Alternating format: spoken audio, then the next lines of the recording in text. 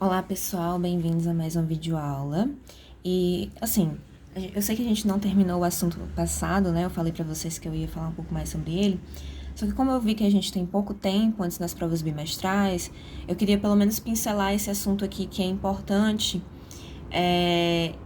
E queria que vocês, por si próprios, né? Os que têm interesse em fazer Enem, os que têm interesse em já ir treinando, deem uma olhada no livro de vocês, nesse capítulo, a parte mais matemática da coisa que também é importante. Eu não vou me ater agora a isso. Eu vou explicar o fenômeno óptico, porque eu acho interessante, eu acho importante que vocês saibam até pro dia a dia de vocês, mas não vai dar tempo da gente falar da parte matemática da coisa. Então, vai ser mais qualitativo mesmo, tá? Essa aula. Então, a gente vai falar sobre alguns fenômenos ópticos, ok?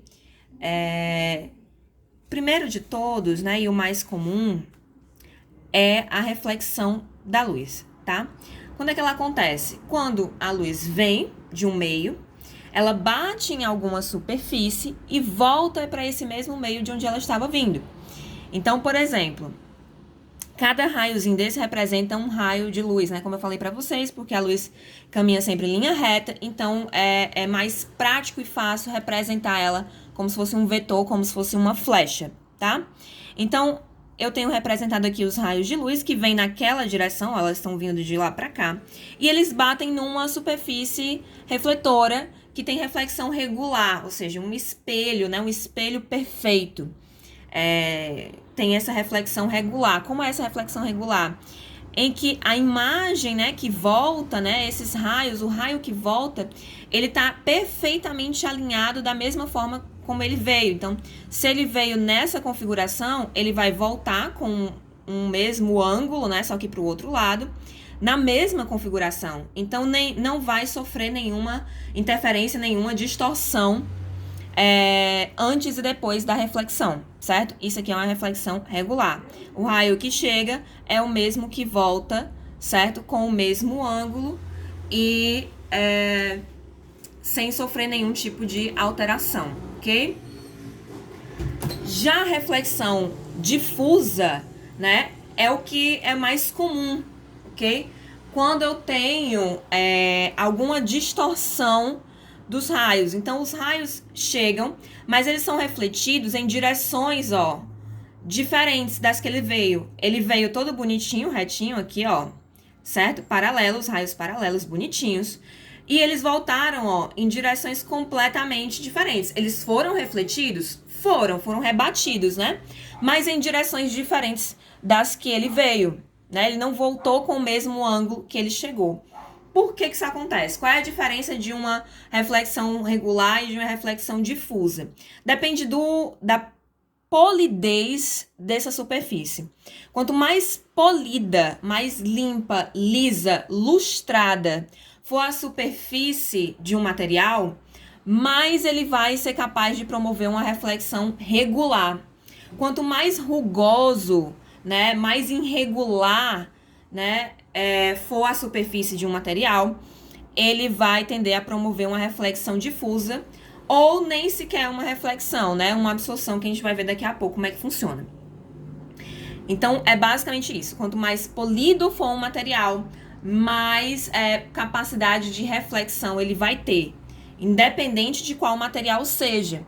Então, é por isso que, às vezes, né, o capô de um carro lustrado, um móvel lustrado, eu consigo ver o meu reflexo nele. Por quê? Porque justamente ele é essa superfície polida que acaba promovendo uma reflexão. Seja ela difusa, quando eu vejo aquela imagem distorcida, ou regular, quando eu vejo uma imagem perfeita, que é o caso do espelho, tá? Outro fenômeno óptico que faz parte do nosso dia a dia, como eu falei para vocês, é a absorção da luz. E ela define o fato de existirem as cores, tá? O que consiste a absorção da luz? Na transformação da energia luminosa em energia térmica, ok? Então, eu vou transformar, como eu falei para vocês lá no início do ano, né? Na natureza não existe criação nem destruição de energias, né? As energias estão em constante transformação. Então, a absorção de luz é quando não ocorre a reflexão, tá? Ou a reflexão é parcial. Quando é que isso acontece? A luz, pessoal, a luz branca que vem do Sol, que irradia das fontes de luz, das fontes primárias de luz, ela é formada por todas as cores, tá? Todas as cores existem na luz branca. É a junção de todas as cores. E aí, quando essa luz branca, que eu representei por esses raios aqui, ó, douradinhos, quando essa luz branca, ela chega em alguma superfície que não é refletiva, né? Ela é opaca, o que acontece? Dependendo da cor que essa superfície tenha, pode ou não ocorrer reflexão ali. Se a superfície for branca, como é o caso do papel, né? Se ela for perfeitamente branca, né? Um branco puro, que a gente fala, que nem existe no planeta Terra, vamos dizer assim, né? É quase impossível criar um branco puro. Ele reflete todas as cores, ele não absorve nada, né? Ele promove uma reflexão total.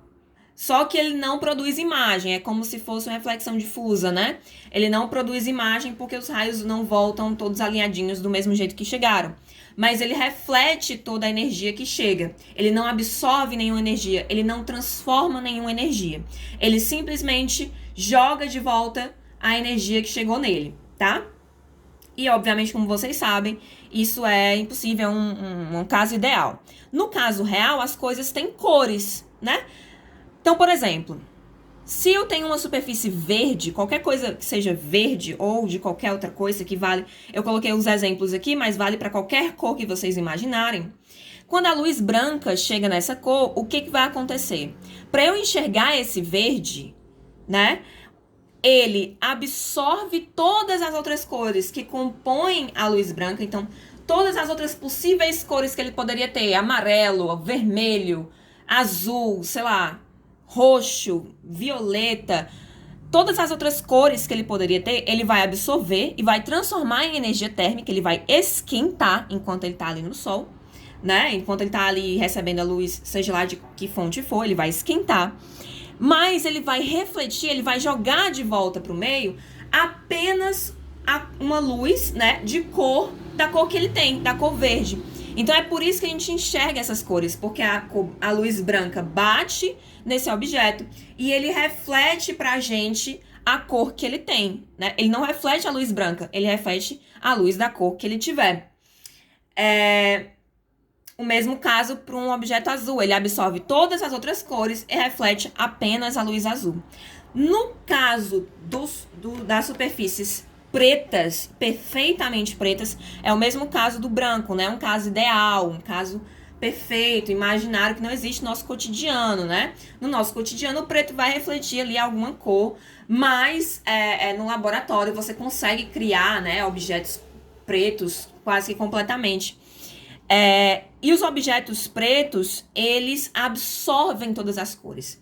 É por isso que o preto esquenta, né? Para locais frios, é interessante, né? As roupas de inverno, de lugar frio, normalmente são escuras, tendem ao preto. Por quê? Porque o preto absorve toda a energia luminosa que ele recebe e transforma essa energia em calor.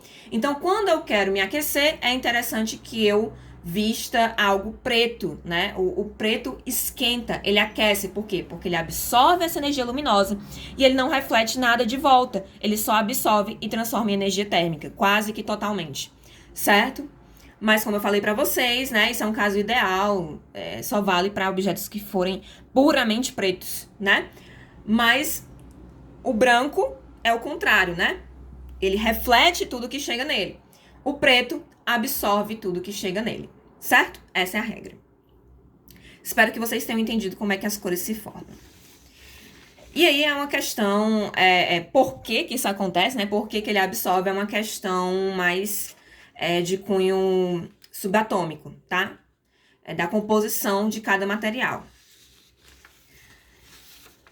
Outro fator interessante é a dispersão da luz. Vou pegar o livro aqui para mostrar para vocês como é que acontece, tá? Então, a dispersão da luz, pessoal, como eu falei para vocês, a luz branca, ela possui todas as outras cores, né, misturadas. Então, quando ela passa por alguns objetos que a gente chama de prismas, tá? esse prisma acaba separando, né? Dispersando essa luz. E aí, a gente consegue ver o fenômeno que a gente chama de arco-íris. É isso daqui, tá? Então, a luz branca, ela chega nesse prisma, que é esse objeto triangular, tá? Mas os prismas não necessariamente têm esse formato. Esse aqui é feito de acrílico e ele tem esse formato. Mas as gotículas de água, depois da chuva, elas também funcionam como prisma, produzindo arco-íris. Então, essa luz branca que chega, quando ela entra no prisma, ela passa pelo prisma, o que acontece?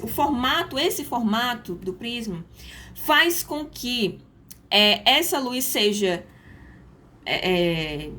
separada, né? Ela separa em todas as cores. Então, cada cor, ela vai ter um índice de refração diferente. A gente vai falar sobre a refração, tá? Mas esse desvio que acontece vai ser diferente para cada cor. Quando a luz passa de um meio para outro meio, tá? Transparente ou translúcido, ele muda o caminho, tá? Ele sofre um desvio. E no caso do prisma, para cada cor vai ter um desvio diferente, um ângulo de desvio diferente. É por isso que ele separa, certo? Em todas as cores. E aí, do outro lado, a gente vai ver a formação do arco-íris, tá? Isso é a dispersão, quando a luz branca passa por um prisma e ele separa essa luz branca em todas as cores que compõem essa luz branca, tá? E o último fenômeno que eu queria falar para vocês é o fenômeno da refração da luz, tá? Que é justamente o que justifica o fato da dispersão. Quando a luz, pessoal, passa de um meio para outro meio, né? Ela tá, sei lá, no ar, a luz está caminhando lá no ar, e ela passa para a água, né? Ela passa por dentro de um copo com água, sei lá, por dentro de uma piscina, ou de um vidro transparente. O que acontece com a luz? Ela sofre um desvio, certo? Ela é desviada. Por quê? Porque a velocidade dela muda. Então, quando a velocidade muda, né, ela acaba percorrendo um outro caminho. A luz tenta sempre percorrer o menor caminho possível, tá? Entre a fonte e quem está recebendo essa luz. Se a velocidade muda, ok? Ela vai procurar um outro caminho, né? Um outro menor caminho para seguir, tá? Então, é por isso que ela sofre esse desvio. Então, por exemplo, ela vem aqui retinha e ela sofre um leve desvio quando passa pelo vidro. E depois, quando sai do vidro para o ar, acontece a mesma refração e ela sofre um outro desvio, tá? Essa parte de refração da luz, pessoal, a gente consegue calcular exatamente os desvios, tá? A gente consegue prever onde a luz vai atingir, né? Qual é a intensidade desse desvio, dependendo do índice de refração de cada meio, tá? E do ângulo em que essa luz chegou, né? Dependendo do ângulo em que ela atinge o vidro, ela vai ter um desvio ou outro, ok? Se ela atingir na vertical a 90 graus, esse desvio não acontece, tá? Então, se ela viesse aqui, ó, retinha, ele não ocorreria desvio algum, ela ia passar reto aqui, ia continuar o caminho dela, tá? Então, depende do ângulo também, ok? É isso, pessoal. Sobre fenômenos ópticos, é basicamente isso, é bem simples, é bem fácil. Mas, como eu falei pra vocês, não vai dar tempo da gente ver a parte matemática mais a fundo, ok? Mas deem uma olhada no livro de vocês, nessa parte onde eles fazem os cálculos de refração da luz, os cálculos de reflexão, onde eles falam sobre as leis de reflexão, porque é importante, cai muito nos vestibulares e, infelizmente, por conta de todas as circunstâncias desse ano, a gente não vai conseguir entrar nesse assunto, tá? Mas deixem as dúvidas de vocês, tá? Me mandem, se vocês estiverem estudando esse assunto sozinhos, mandem as dúvidas de vocês que eu vou ter todo o prazer do mundo em responder, ok? Então, até a próxima aula. Um beijo, tchau.